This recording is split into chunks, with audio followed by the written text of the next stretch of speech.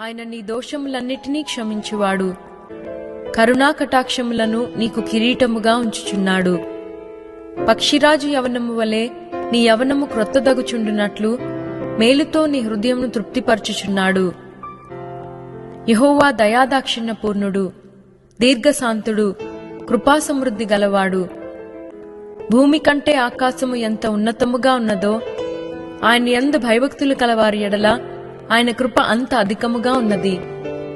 పడమటికి తూర్పు ఎంత దూరమో ఆయన మన అతిక్రమములను మనకు అంత దూరపరిచియున్నాడు.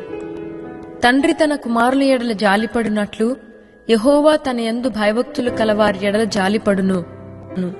యెహోవా నా దేవా, నేను నీకు మొర్ర పెట్టగా నీవు నన్ను స్వస్థపరచితివి. యెహోవా, పాతాళములో నుండి నా ప్రాణమును లేవదీసితివి. నేను గోతిలోనికి దిగకుండా నీవు నన్ను బ్రతికించితివి.